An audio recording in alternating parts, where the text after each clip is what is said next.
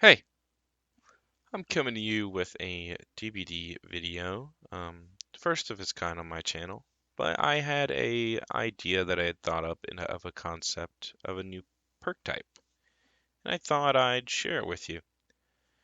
It is called tricks, and you may ask, what are tricks? Like how are they different from normal perks and how are they different from hexes? Well, I would say that they're a bit more crazier than a normal perk, kind of in the middle of hexes and a normal perk in terms of effect, but they all share one theme. They all modify the way the trial's state is. It all affects something that's more so tied to the map and the trial than the killer or survivor. Now, of course, there's going to be effects for the killers and survivors, but their main effects are going to be related to the trial. So today I brought two killer ideas and two survivor ideas. Yeah, I wanted this to be a perk category that would set in both sides, and I think that would be real interesting. I think just something to shake up how games go is, always great. So my ideas are as follows. First one up, we have Trick behind locked doors. This one is made to be a counter for very immersed survivors or survivors that are using Built to Last very often. And it occurs when a survivor hides in a locker for longer than 5 seconds. And 6 of the lockers on the map will randomly be trapped. And these trapped lockers will immediately jump scare the survivor instead of, letting them enter as normal and give them obliviousness and hindered for 30 seconds.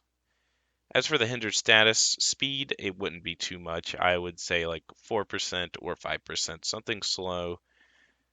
But yeah, the survivor would scream, reveal their location, and then the killer could maybe get a sneaky hit on them. Alright, testing grounds is my next trick, and after one gen remains, one of the completed gens will fully regress to 0. This will not, however, change the gen count back to 2, it'll keep it at 1, but there will be 4 gens to defend. And you might ask, how is this a killer perk? Well, the catch is that every gen that isn't the one that just regressed to 0 will have a 25% repair penalty, meaning that those go a lot slower. And then the one that did regress to 0 will have a 5% repair bonus, meaning that, the survivors are incentivized to push towards one gen, unless they, want to do it slower, but kind of do it behind the killer's back. But that also means that the killer has to patrol 4 gens. And it's kind of just this medium of a bit of chance and a bit of thinking on the survivor's part of if they have this trick, because it could end up with a killer having a very strong 4 gen setup, or, it could end in the opposite way with a gen being on the other side of the map after it regressed to 0. If the survivors complete the generator with a repair speed bonus, every survivor will be afflicted with obliviousness for the remainder of the trial. And I didn't want to make it anything stronger than obliviousness because I felt like this could be like something that, like, fall back on with something like no ed or no way out. That way you can kind of have like a combo where, you could have this strong 4 gen set up, and if it maybe doesn't work out for you, you have some in-game perks, and then now they can't really hear your terror radius.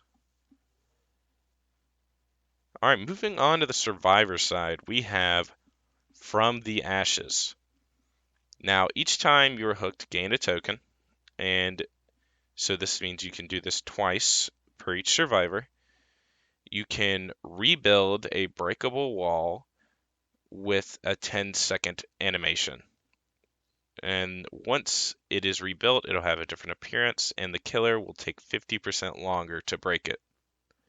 So basically, you could rebuild these breakable walls and make essentially windows that are usually pretty strong and have the breakable wall. You can rebuild those walls and make those windows strong again.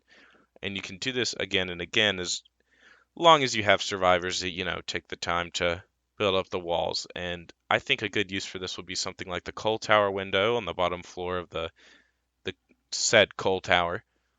because it has a breakable wall right beside it, and I think having someone working on that gen, but also going back down there to repair it if they have a hook state would be pretty useful.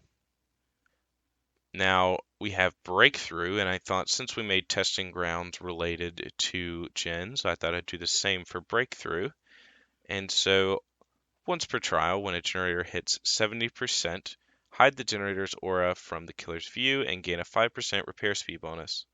And then, after the generator is complete, during that time, delay the completion notification by 15 seconds. So it's kind of just like you're denying the killer information on how many gens are really done and how many, you know, or how far along the gens are. And it can definitely be a nice little trick to have on an indoor map where maybe a killer isn't entirely, cognizant that a gen disappeared off of the auras that they see. I mean, of course, a killer could count the gens and see, but they might not immediately know where the location of this gen is. So it kind of makes it a really nice trick to kind of separate on gens and try and keep them, low key. It's important to state that for breakthrough, I know I might get this question. Tinkerer would not activate as a breakthrough. It would essentially not even give the notification that the gen has hit 75%, and it would just keep going as normal. So those were my ideas for tricks for both killer and survivor. I would love to hear what you guys have to say about them and hear your ideas if you guys have any idea for tricks. I know that the ideas are probably limited and, kind of blur the lines between normal perks and hexes. 'Cause I think it's important to label them under a different name because not all perks and hexes change stuff within the trial or directly on the killer's view or something like that. So I think it's really interesting to make perks like that that kind of have this, mystique about them. All right, see you in the next one.